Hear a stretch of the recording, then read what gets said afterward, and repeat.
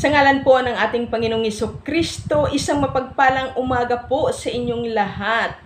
Mga kapatid ko kay Kristo, kaibigan at sa lahat ng sumusubaybay sa programang Daily Mana. Ako po inyong lingkod, Pastora Emeline Eliseo Gioliege, na minsan pa po ay makapag-share po sa inyo sa biyaya ng Diyos, ng salita ng Diyos na pinamagatang nakamtan ng Israel ang tagumpay sa pangunguna ni Josue. Mula po sa Joshua chapter 1 verse 8 to 9. Ang sabi po sa banal na kasulatan, mula po sa verse 8 sa wikang Tagalog, huwag mong kaligtaang basahin ang aklat na iyon. Dili-dilihin mo iyon araw-gabi upang matupad mo ang lahat ng nasusulat doon. Sa gayon, giginhawa ka at magtatagumpay. Sabi sa verse 9, alalahanin mong lagi itong aking tagubilin. Magpakatatag ka at tibayan mo ang iyong loob. Huwag kang matatakot o mawawala ng pag-asa. Ako, si Yahweh, ang iyong Diyos, ay sa iyo saan ka man pupunta. Purihin ang Diyos sa pagkabasa ng kanyang mga salita. Saglit po tayong manalangin. Ama, sa pangalan ng aming Panginoong Hesus, purihin ka muli sa araw na ito na ikaw ang Diyos na patuloy na aming pinupuri, sinasamba at pinapasalamatan. Salamat sa buhay at anuman ang nakita mo sa aming karumihan na siyang maging hadlang sa aming paglapit sa iyo sa araw na ito, humihingi kami ng iyong paglilinis at iyong pagpapatawad. Salamat po sa dugo ni Kristo Jesus na natigis sa krus ng Kalbaryo na siyang patunay na kami na humihingi ng kapatawaran ay ganap mo na nga pong pinatawad.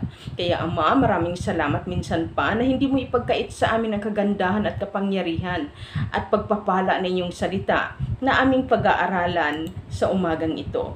Pagpalain mo kaming lahat na nakikinig ng iyong mga salita at maraming salamat na ang iyong lingkod ay gamit mo lamang. Take over, Holy Spirit. In Jesus' name we pray. Amen and amen. Nakamtan ng Israel ang matagumpay, sa pamamagitan ni Josue.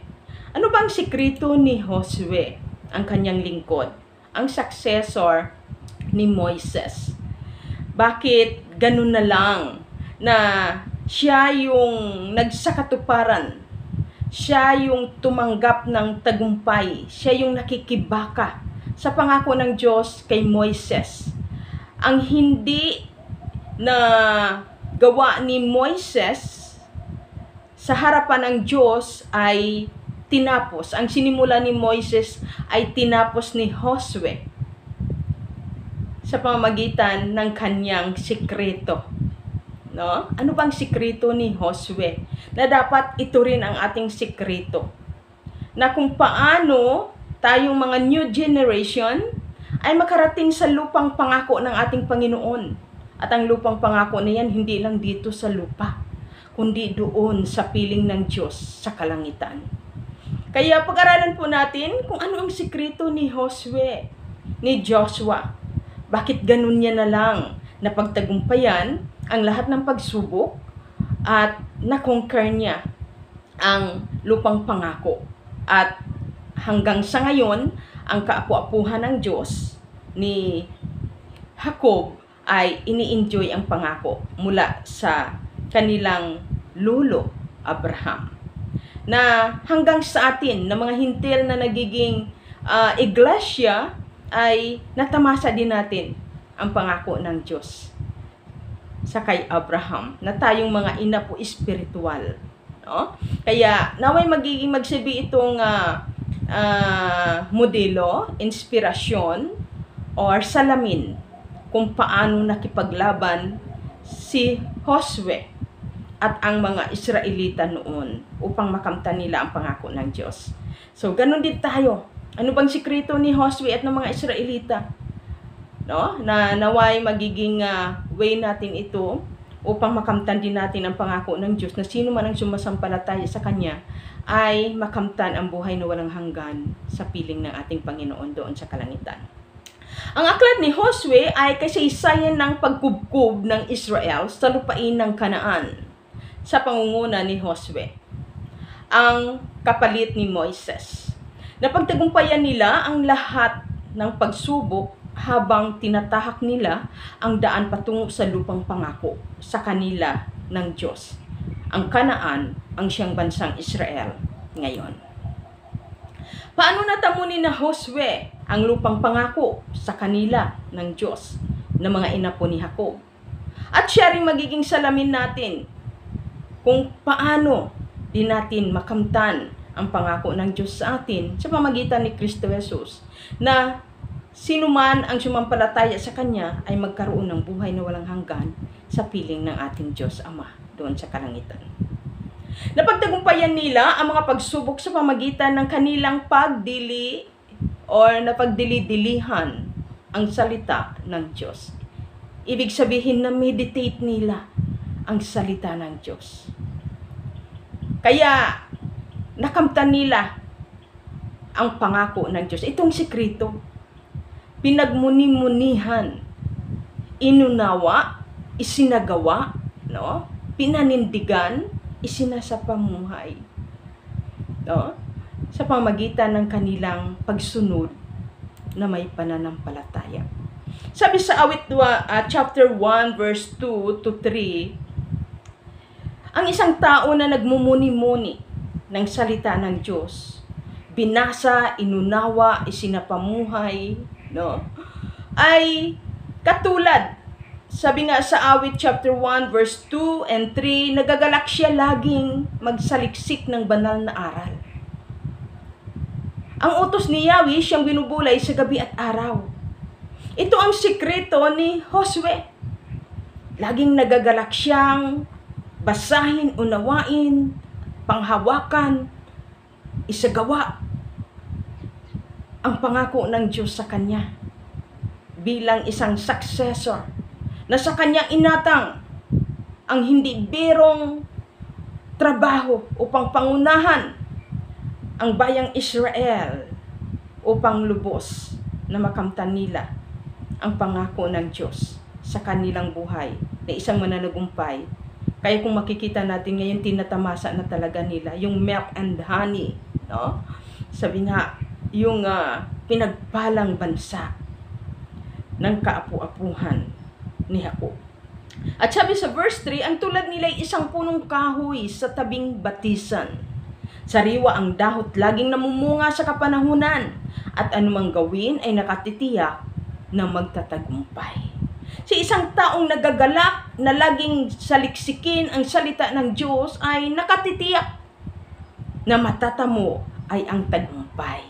Ito po ang sikreto ni Josue na itinatransfer niya, sinishare niya sa bayang Israel upang sabay-sabay sila umayon doon sa kalooban ng Diyos kung paano paglabanan ang mga struggles, obstacles, hindi biro na mga kaaway, hindi birong mga bansa ang kanilang sasagupain. Parang katulad din natin ngayon, hindi biro yung ating mga pagsubok. Gumagawa ang dyablo ng kaaway na habang tayo nabubuhay ay hindi tayo makarating sa kalangitan. Kaya patuloy nating pag-aralan ang buhay ni Josue at ng mga Israelita. Ito ang pangako ng Diyos sa kay Josue. Sa Josue or Joshua chapter 1 verse 8. Huwag mong kaligtaang basahin ang aklat na yaon. Always remember. Dilidilhin mo iyon araw-gabi. Grabe, araw-gabi. Hello?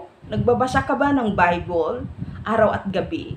O baka basta mo na lang binabasa chapter 1, chapter 2. Pero kumusta? Ano ang sabi nga, ano yung nakintal sa yung puso at kaisipan? Anong aral? Ano yung insight na nakuha mo sa chapter 1, sa chapter 2? Baka lang naman binasa mo lang para sabihin na, wow, sa isang taon ay naubos kong basahin ang kabuuan ng Biblia. Kung yun lang naman ang iyong nais na mabasa mo lang ang Biblia sa buong isang taon, pero sa bawat chapter wala kang may nakuha, wala kang may naunawaan, ay sad to say, hindi maganda ang ganong klaseng mo sa buhay, achievement. Ang napakaganda dito, kahit hindi 2 years, Hindi mo pa tapos ang Biblia, pero yung bawat chapter, bawat salita ng Diyos, ay nakikita mo, nangungusap ang Diyos sa iyo, sinapamuhay mo, pinagkatiwalaan mo, at nakita ang kapangyarihan sa buhay mo. Congratulations, kapatid. No? Kaya yung sabi sa verse 8, huwag mong kaligtaan basahin ang aklat na yaon. Pero hindi ibig sabihin basahin mo lang, kundi pagmuni-munihan mo, unawain mo, ano ba ang mensahe ng Diyos sa iyo araw-araw. Gabi, araw, dilidilhin mo yun gabi, araw upang matupad mo ang lahat ng nasusulat doon. Kaya minsan, nakakalungkot lang. Ang tagal mo ng Kristiyano, pero parang baby Christian ka pa rin. Laging gusto ikaw pa rin ang unawain, bisitahin. No? Sabi nga, wala kang pinanghahawakan, hindi ka nag-matured. Sabi nga, wala kang natupad, wala kang nasunod. Doon sa binabasa mo, sa mga pangako ng Diyos, walang may nagbago sa'yo. Parang walang kaibahan. Yung nakaraang mong buhay at ngayon. At ang nangyayari pa, nagiging pride. Mayroon ka pang pride ngayon kasi mas lalong feeling mo ngayon ay mas banal ka, self-righteous. Parang akala mo is you are always correct. Dahil ikaw yung nagbabasa, ikaw ngayon ay sinasabi mo you are born again. But yung old nature mo, yung pinakaayaw sa'yo ng tao, hindi nawala yun, yung kayabangan mo. No?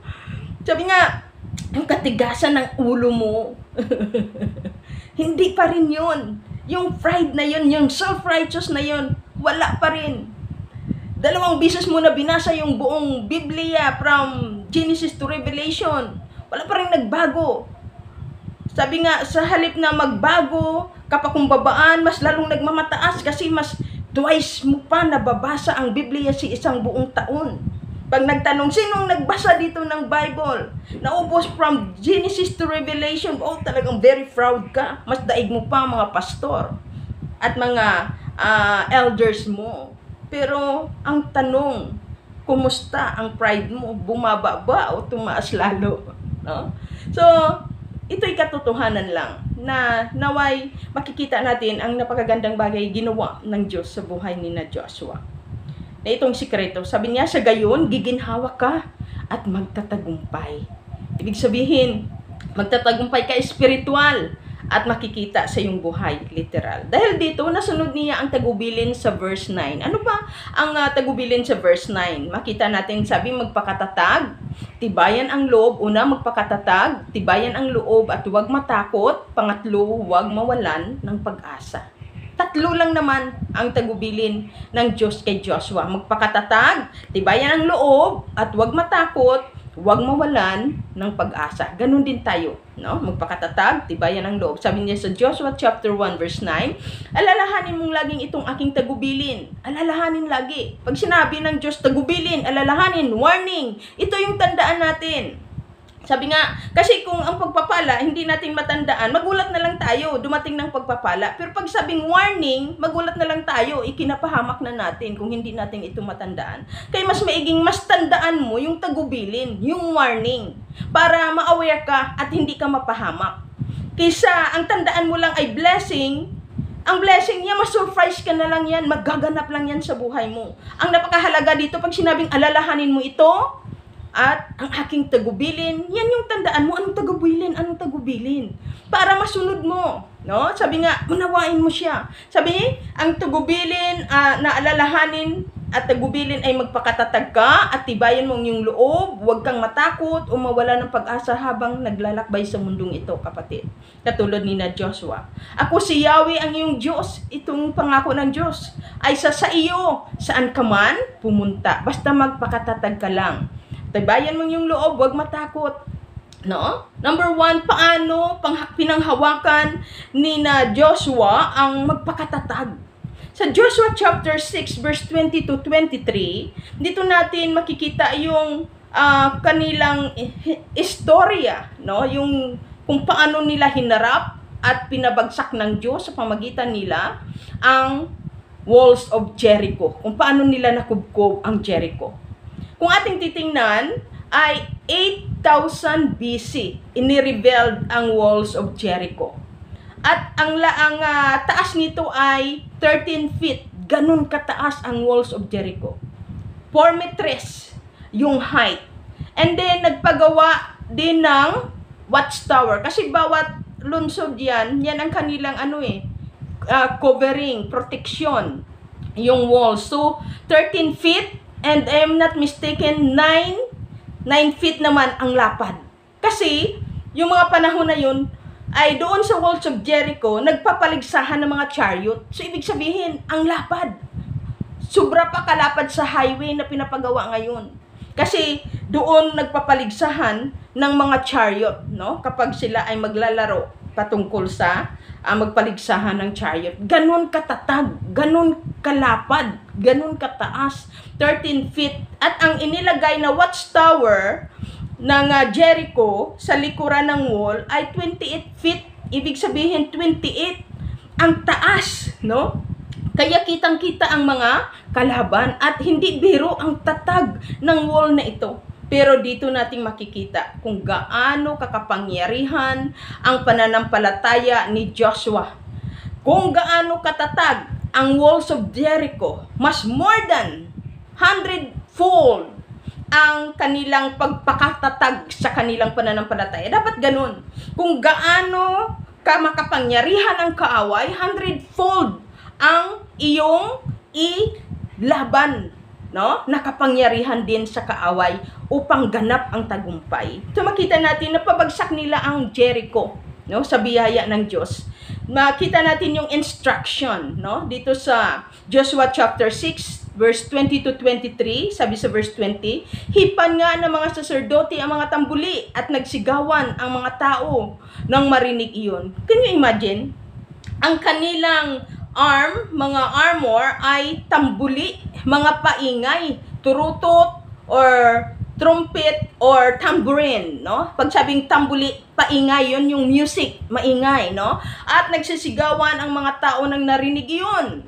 Bumagsak ang mga muog ng lunsod at sumalakay sila. Nakapasok sila nang walang sagabal at naagaw nila ang lunsod. Grabe! Ganon kakapangyarihan ang Diyos na nangakong hindi sila iiwan ni pababayaan, sasamahan sila sa laban nila. Kahit anong kapal ng muog, anong laki, anong haba, no? Ng walls of Jericho, nawasak iyon ng Diyos sa pamagitan ng kanilang pagpakatatag sa pananampalataya sa Diyos. Sinunod nila ang instruction. Verse 21, pinagpapatay nila ang lahat ng tao sa lungsod, lalaki at babae, matanda, bata at pati ang mga asno, baka at tupa. Verse 22, sinabi ni Josue sa dalawang tiktik na sinugo niya, pumunta kayo sa bahay ng babaeng iyon, tinutuluyan. Ilabas ninyo siya at ang muog niyang buo niyang angkan ayon sa inyong pangako sa kanya. Tumakita din natin yung pananampalataya, nagpakatatag si Rahab, no? Sabi sa verse 3, pumunta nga sila at inilabas si Rahab, ang kanyang ama't ina, mga kapatid at mga kasambahay. Inilabas din nila pati ang kanyang mga kamag-anak at dinilang lahat sa kampamento ng Israel. Sino lang ang naligtas sa Jericho? Ang sambahayan ni Rahab. Nagpakatatag si Rahab na huwag matakot sa mga sundalo na naghanahanap sa dalawang tiktik. Itinago niya ang dalawang tiktik dahil ganun ang kanyang pananampalataya na ibibigay ng Diyos sa Jericho sa Israel.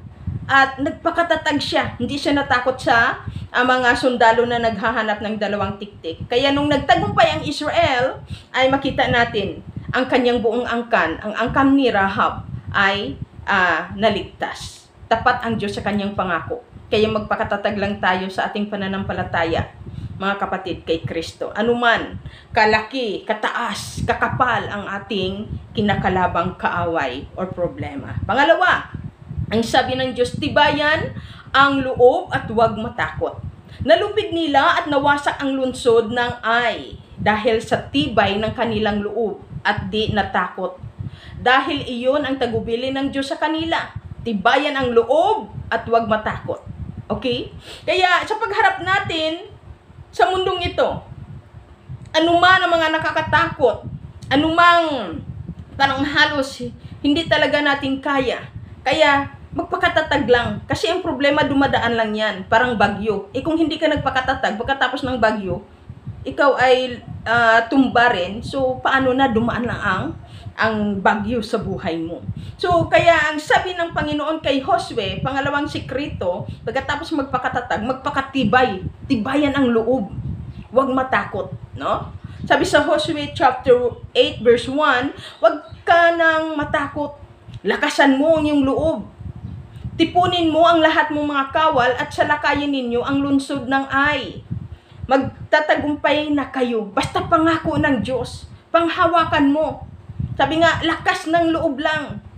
Sabi nga, espiritu ng katapangan bilang mga Kristiyano ang ating panghahawakan. Dahil itong pangako ng Diyos, magtatagumpay na kayo.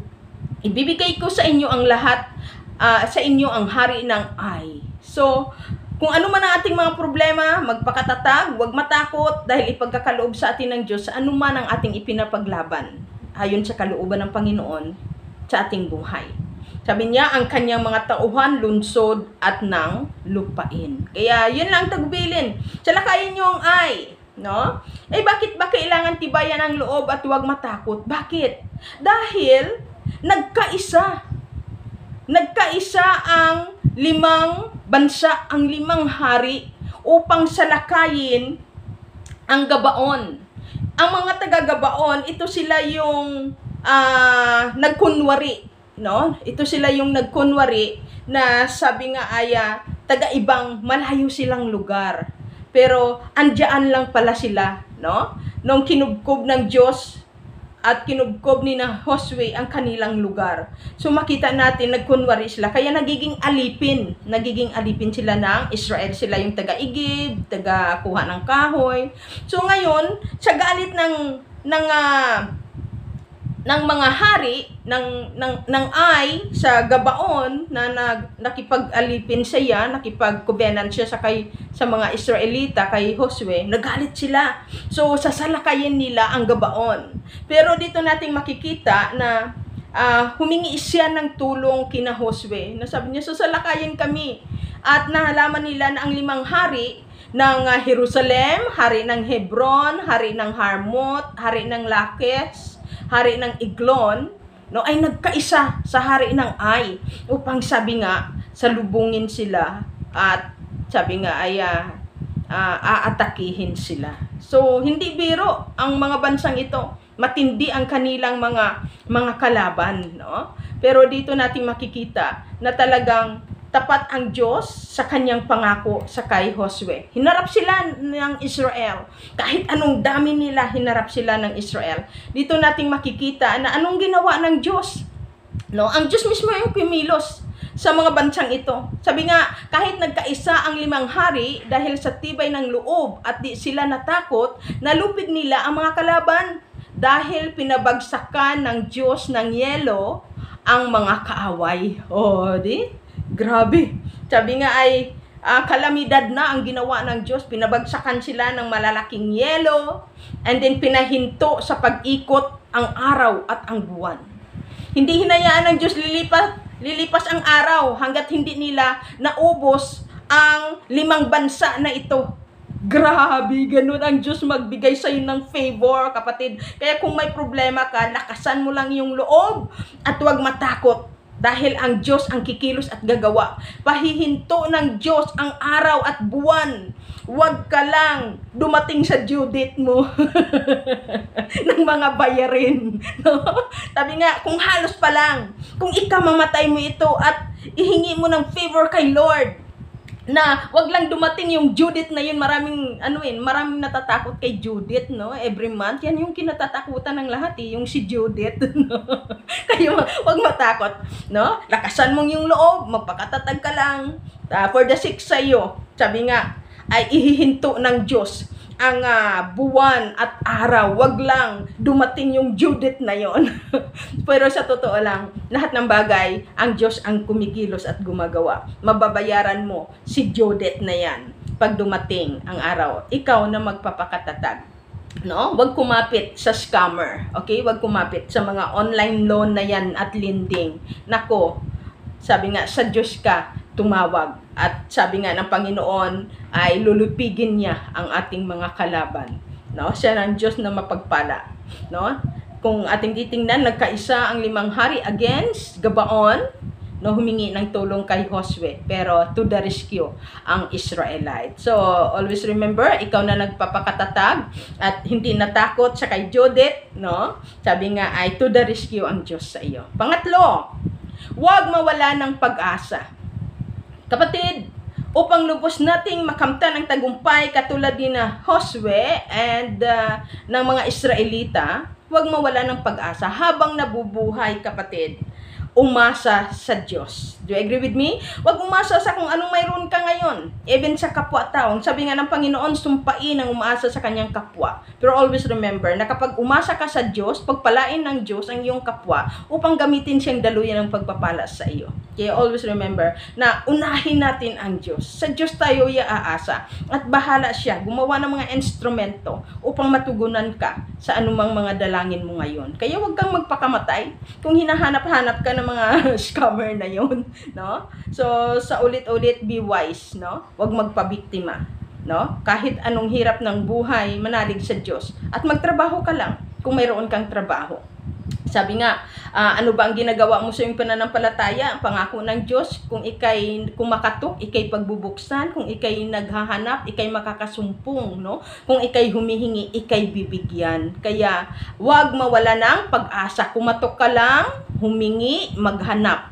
At ang Diyos ay nandoon na tumutugon sa atin, no? Huwag mong kitlin ng iyong buhay. Maraming mga kababaihan ngayon kasi utang ng utang nalunod na sa taas ng increase ng kaniyang utang, no? Nakakalungkot na mabalitaan na lang nagpakamatay dahil sa sobrang daming utang. So nagpapakamatay. So huwag mong hayaan dahil sa ganung bagay ay maging talunan ka. Huwag mawala ng pag-asa. Katulad na nabigo si Jabin at ang mga kasama, no? Nung si Josue sa chapter 11 verse 1 to 6, makita natin na sabi nga ay ito yung last, no, na talagang pagkubkub ng bayang Israel, no? Ang dami-daming mga nagkaisang bayan, no? Kasi talagang takot sila kapag parating na ang mga Israelita dahil alam nila lahat ng mapupuntahan ng mga Israelita ay ibibigay talaga ng Diyos sa kanila. Kaya nagkaisa sila. Si Jabin talagang ang dami rin, no? Tumawag na siya ng iba't ibang mga hari, bansa para makipagtulungan para atakihin nila ang mga Israelitang parating sa kanilang bayan. Ngunit ang sabi ng Diyos sa verse 6 ng Joshua 11 ay, ngunit sinabi ni Yahweh kay Josue, huwag kang matakot sa kanila, asahan mo bukas sa ganitong ring oras ay lilipulin ko silang lahat alang-alang sa Israel. See? Kapatid, alang-alang sa iyo na sa Diyos lamang nagtitiwala, no? Umaasa, gagawin ng Diyos sa iyo ang lahat upang makamtan mo ang iyong inaasahan. Sabi nga dito, lilipulin ko silang lahat alang-alang sa Israel. Lalagutan ninyo ng litid ang kanilang mga kabayo at susunugin ang kanilang mga karwahe. Tapat ang Diyos na nangako sa kanila. Tingnan natin na mas lalong matindi yung sa ay 5 bansa, pero dito sa last na nakubkob nila ang Kanaan, yung kabuuan na talaga ng Kanaan. Ang mga bansang nasakop ng mga Israel ay ang bansang Hasor na ang hari si Jabin. Kaya si Jabin humingi ng tulong sa hari ng Madon, no? Si haring Jubab, no? And then humingi din siya ng tulong sa hari ng Simron at Aksap, no? At humingi din siya ng tulong sa mga bansang Kananyo, Amoryo, Hetyo, Peresyo, Sibosyo, Hebio, lahat ng nandoon sa lugar na iyon ng lupang Kanaan. Ngunit, nothing impossible with the Lord. Niloob ng Diyos na sila ay masakop. At sa kanilang kapangyarihan, nakitil nila. Talagang grabe siguro, 1,000, no? Ang bawat mga sundalo ng Israel, 1,000 ang nakikitlan nila ng liig So, wala silang magawa. Yan ang pangako ng Diyos eh. Pati kabayo, kikitlin nila ng liig. So, doon mo makita, pag pangako ng Diyos, magpakatatag ka lang, tibayan mo yung loob, huwag kang matakot, at umasa ka sa Diyos. Kapatid, itong sikreto na pinagminumuni-munihan ni Josue at inimpart niya sa bayang Israel. Ano man ang sitwasyon ngayon natin, kapatid, basta ikaw na sumasampalataya sa Panginoon, magpakatatag ka. Ano man problema mo, lakasan mo yung loob. Huwag kang matakot sa mga kaaway, sa problemang iyan, at sa Diyos ka umasa. Dahil makikita natin na ang Diyos ay laging sumasa atin. No? Sabi nga, conclusion, sinakop ni Josue ang buong lupain at pinaghati-hatian ng bawat lipi ng Israel upang matupad ang pangako ng Diyos kay Moises. Sa wakas, naghari ang kapayapaan sa lupaing iyon mula noon hanggang ngayon. Nakikita natin sa Joshua chapter 11, 16 to 23. Ang sikreto ni Joshua. Ang sikreto ni Joshua. Pinagmuni-munihan niya ang salita ng Diyos. Inangkin niya ang pangako ng Diyos. Sinunod niya anuman ang instruction at pinanghawakan niya ang salita ng Diyos. Nagpakatatag siya, nilakasan niya ang kanyang loob at hindi siya natakot at umasa sa Diyos habang sinusunod niya ang mga tagubili ng Panginoon at patuloy siyang nakikipaglaban hanggat nakamtan nila ang tagumpay, ang pangako ng Diyos sa mga inapo ni Among Abraham. At nakamtan din natin na mga spiritual Israelite ang pangako ng Diyos.